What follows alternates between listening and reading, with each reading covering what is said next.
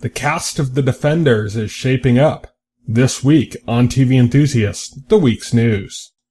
The week's news on TVEnthusiast.com. It is the week of November 4th, 2016. I am your host, Tyson Gifford. Let's get started. First up, we have some new shows to talk about. There is an untitled comedy in development at Universal TV from Adam and Naomi Scott's Getting Rad Productions. Adam Scott is from Parks and Recreation, and Naomi Scott's from Jimmy Kimmel Live. The series is written by David Monahan and Daniel Hoover of Liv and Maddie, and stars 15-year-old JJ Toa of Other People. It is about an optimistic boy who moves to New York to live with his pessimistic aunt. Landlords is a new series in development at NBC. This comes from Mike Schur of Parks and Recreation, Brooklyn Nine-Nine, and the new series The Good Place. It is written by Matt Murray, who also worked with Schur on Parks and Recreation, and is about a young couple who take on the role of landlords. The Sackett Sisters is a new series coming to NBC from Tina Fey and Robert Carlock of Unbreakable Kimmy Schmidt. It is about sisters navigating the newfound notoriety of public heroics. NBC has an untitled drama in development from Todd Komarnicki of Sully. It is a drama about the world's leading finder of missing persons. ABC has an untitled comedy in development by Sanjay Shah of Fresh Off the Boat, about a Berkeley graduate who takes a job as a prison teacher. Melting Pots is another new series coming to ABC from actress Kerry Washington of Confirmation. It is written by Ryan Jaffe of This Is Happening, and is about a blended family that is equal parts Indian, Muslim, Jewish, and New Jerseyan. Marlowe at the CW is a new series written by Devin Gregory of CSI, and takes place in 1937 Los Angeles, but is being presented as a contemporary series. It is based on real-life Jamaican immigrant and World War I veteran turned PI, Samuel Marlowe. Straight Outta Heaven is a new series coming to the CW produced by John Singleton of Boys in the Hood and Dallas Jackson of South of Nowhere. It is a guardian angel drama a la Touched by an Angel, but with hip-hop sensibilities. Dietland is a new series coming to AMC produced by Marty Noxon of Unreal. It is based on the book by Sarai Walker and is a revenge story and character drama about society's beauty standards. American Gigolo is a new series coming to Showtime from playwright Neil LeBoot.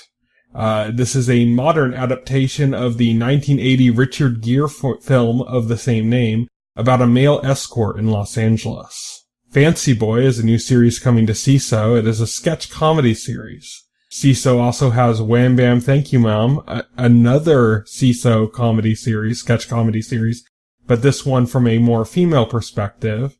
They have a series called My Brother and Me coming to CISO as well, about brothers who pick a question asking for advice and spin it out of control as an adventure. And lastly, CISO is working on Shrink, about a failed medical student with massive student loan debt who finds a loophole that lets him become a therapist by logging 1,920 hours of supervised therapy. He solicits patients on Craigslist.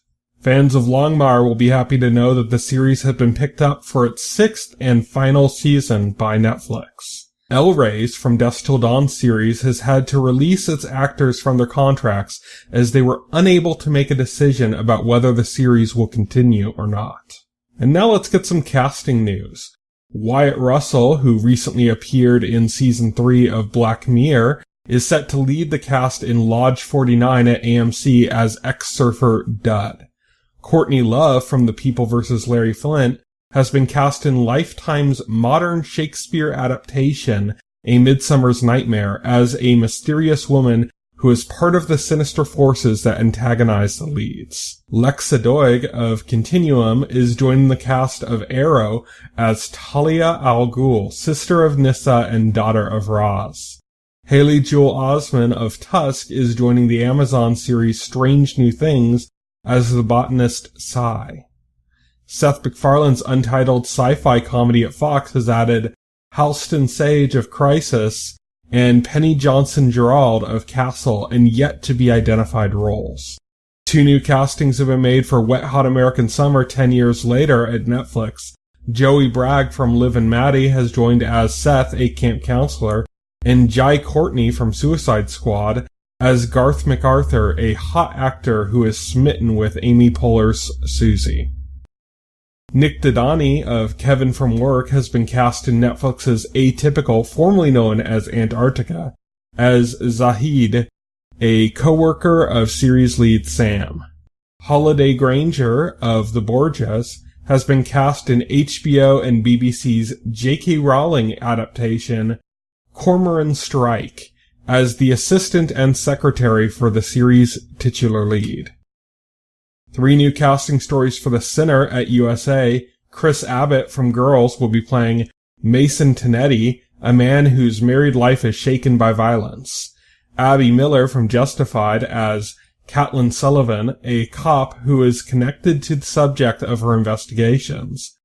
And Dawn Norwood from Hell on Wheels as Detective Dan Leroy, a protege of Bill Pullman's Detective Ambrose. Kelsey Grammer from Frasier has been cast in a guest role on Modern Family as Cam's circus ringleader ex-boyfriend Keith. Writer David Goyer of Da Vinci's Demons is going to produce sci-fi series I, Rebel and LAPD anthology series Golden State as part of his first-look deal with IM Global Television. Mark Verheiden, the writer of Constantine, is going to take over as showrunner for Season 3 of Starz Ash vs. Evil Dead. The cast of The Defenders is shaping up. Reprising roles have been announced. Scott Glenn will be reprising his role as Stick, Rosario Dawson as Claire Temple, Rachel Taylor as Trish Walker, Deborah Ann Wool as Karen Page, Simone Missick as Misty Knight, Carrie Ann Moss as Jerry Hogarth, Eldon Henson as Foggy Nelson, and Eka Denville as Malcolm Ducasse. Director S.J. Clarkson, who worked on the first episode of Jessica Jones, is set to helm the first 2 episodes of The Defenders. Eric Heiserer, who wrote Nightmare on Elm Street, has dropped out as a writer on Sandman. This was a film project. The reason this is interesting for TV enthusiast viewers, though, is that the reason he cited for dropping out was that the series could only work as a limited TV series, like on HBO, for example. Fox's Lucifer is a very loose adaptation of a spin-off of Sandman, which itself was in development as a TV series in the mid-2000s. Hulu is shaping up their live streaming service. They've signed contracts with the Walt Disney Company and 21st Century Fox. Disney owns ABC, ESPN, and the Disney Channel, while 21st Century Fox owns Fox and FX. They had already reached a deal with Time Warner, who is closing a deal of their own to be acquired by AT&T.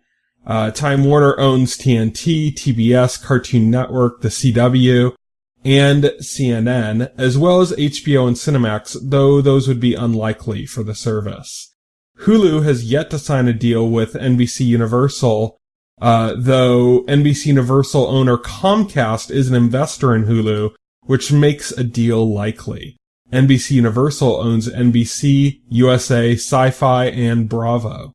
CBS is unlikely to sign as they push their own non-live streaming service, CBS All Access.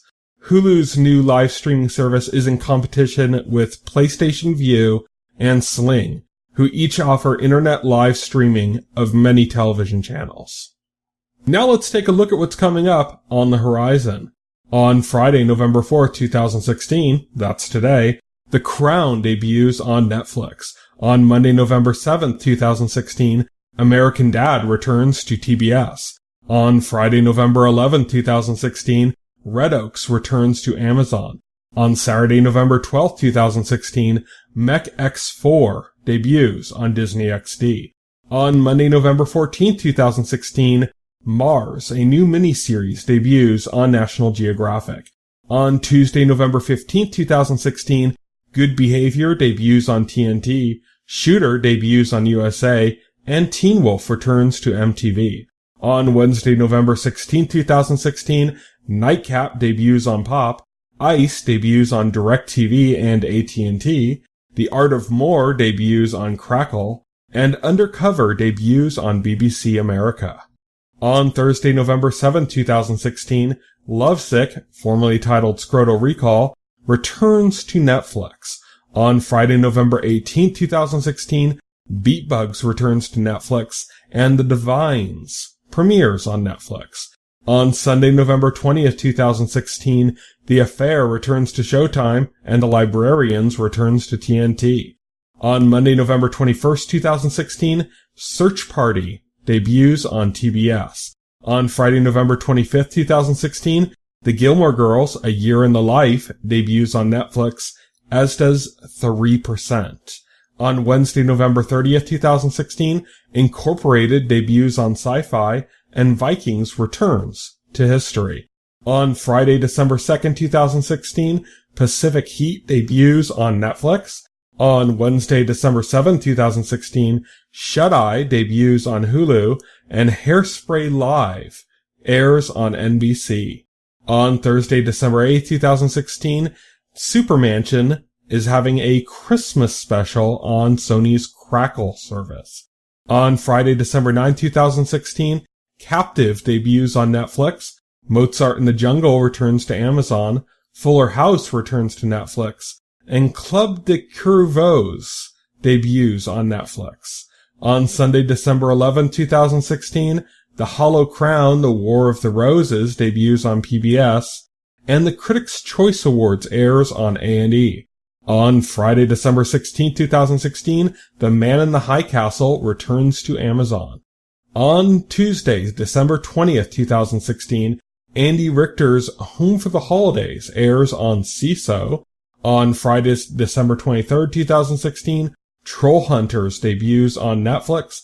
And on Sunday, December 25th, 2016, that's Christmas Day, Call the Midwife and Doctor Who both have Christmas specials. Call the Midwife on PBS and Doctor Who on BBC America. And now it's time for the question.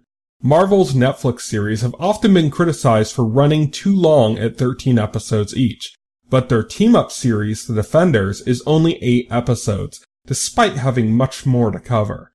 How many episodes do you think The Defenders should have? And how about the other Marvel Netflix series? Thank you as always for tuning in to TV Enthusiast, the week's news.